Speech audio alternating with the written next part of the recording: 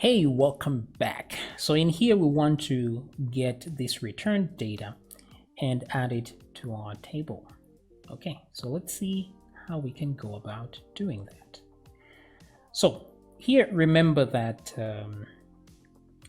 just returning the data that we got from here is not enough. We need to tell it what type of data we're returning back so it can know what to do with it.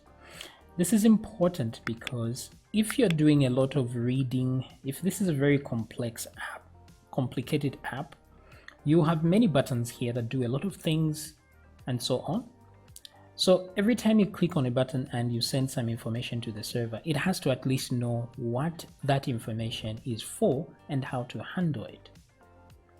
Because we're not just reading one file and that's it. No, we are going to be dealing with a lot of types of data.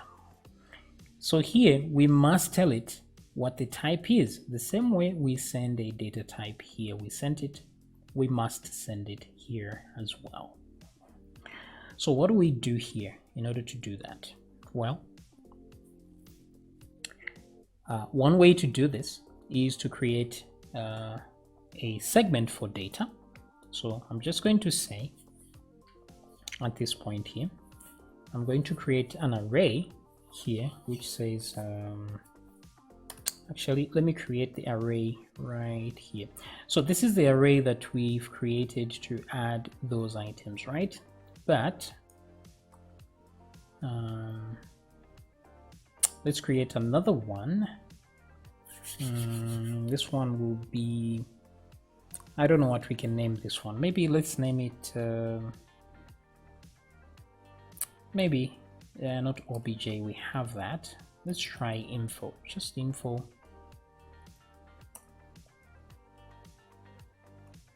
Okay, so info is equal to empty array, but instead of an empty array, let's do this. Let's add something like data type, okay, to it.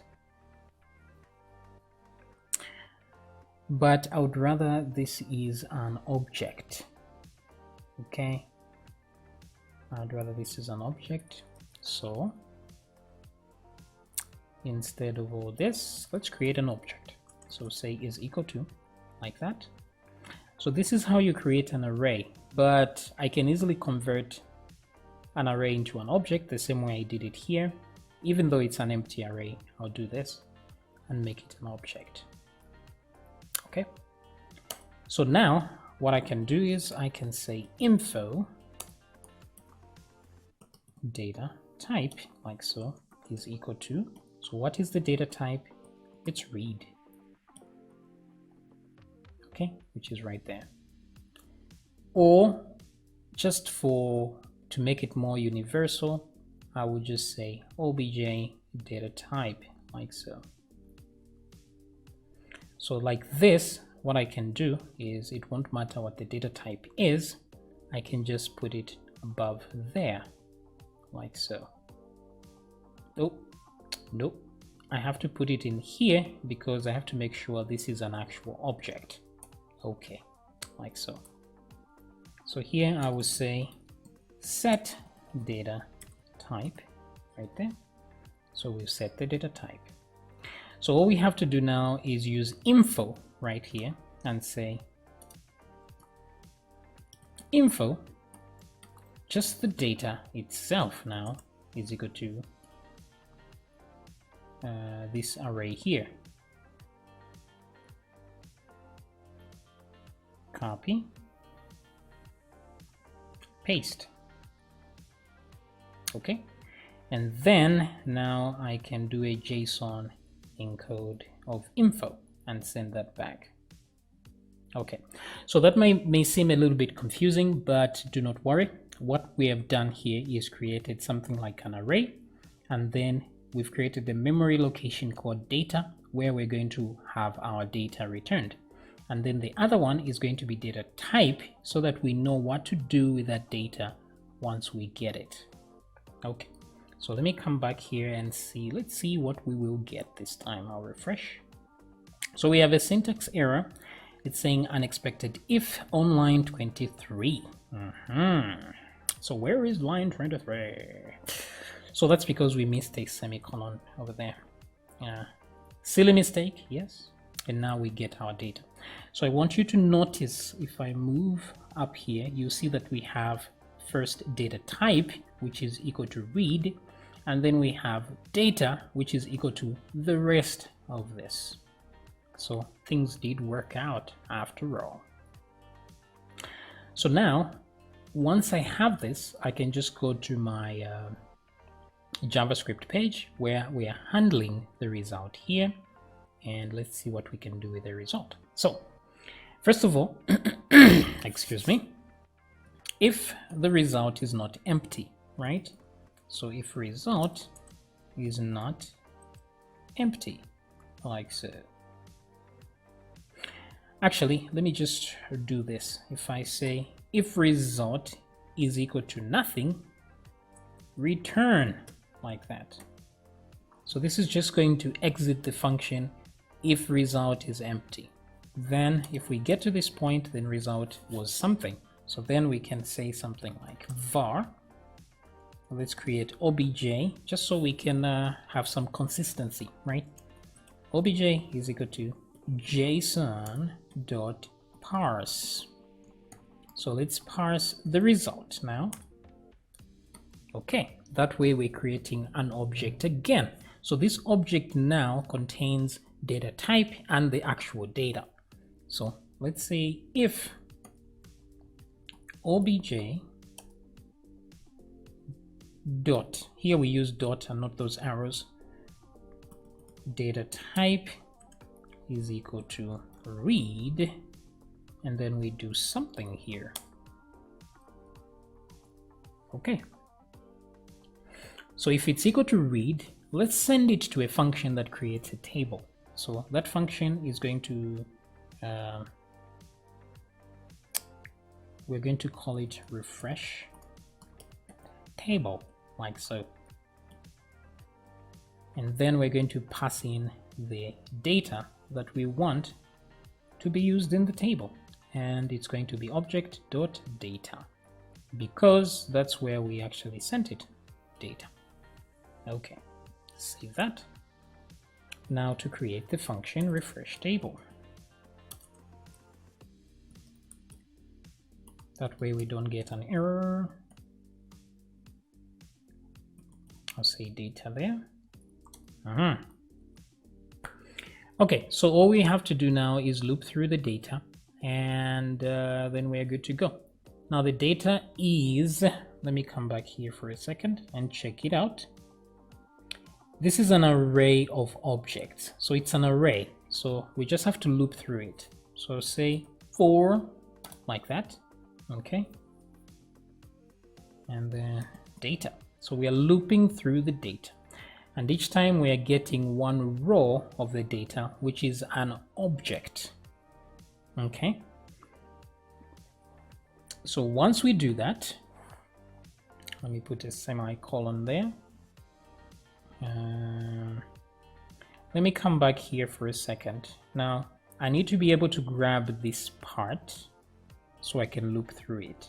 Okay, so in order to be able to do that, I need to give it a class name. So let me create class here and put js-t-body, like so.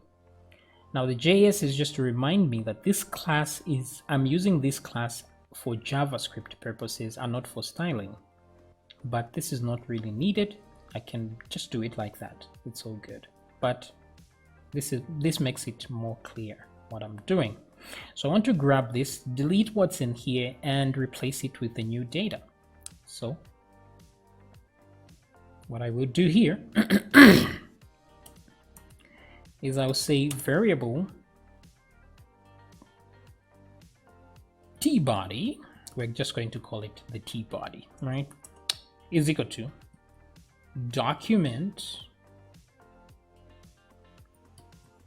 document.query selector. Okay, document.query selector, and then put that text there. That's the T body, but don't forget the dot because this is a class name. So once we have T body here, we can do something with it. First of all, we can remove what's in everything that's in the inner HTML. Just empty it like that. So once we empty it, now we can begin to add some stuff to it. So here I'm just going to say tbody dot inner HTML plus equals, so that we add to it, okay, the data I. Now data I is an object which contains some stuff. So let me come back here and see what is contained. So we can get a very specific column here, for example, first name, right? So I'm going to say dot first. Wait, how is it written? Yes, capital N there, first name, like that. Okay, all right. So that is good, that is good.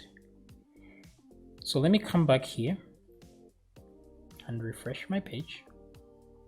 So you see all the names are here, but they don't look like, this doesn't look much like a table. So let me close the console here and make sure we are not writing to the console. So I'll comment that out so that when I refresh, we're not writing to the console. But then we need to make it look like a table. Now the reason it's not looking like a table is because we're not creating the table stuff that is required. For example, here, there's heading here. So let me remove all this from there and remove all that. So what we need to create is a row with table data. It should resemble something like this. So there are two ways to do it, but we're just going to do the simple one, the inner HTML version. We'll do the other version later when we're adding new rows and stuff. So here, what I will do is create the string. So I'm just going to say,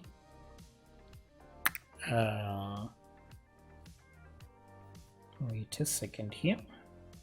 So tbody.html is equal to plus equals. Now here, I want to create a string that will concatenate everything. So I'm going to do this and paste that string in here, but I want to replace this information with that.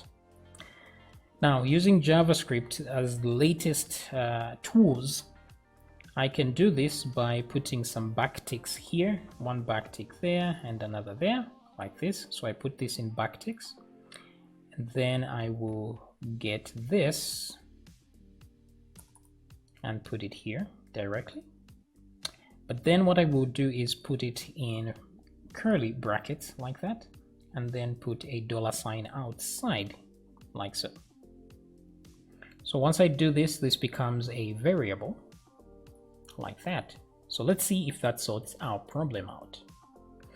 And as you can see, it actually does. You have heading here, and then you have some content here of names, as you can see. Okay, so all the employee first names are there. But we have more items in the table, so we're going to see how to add more of that in the next video.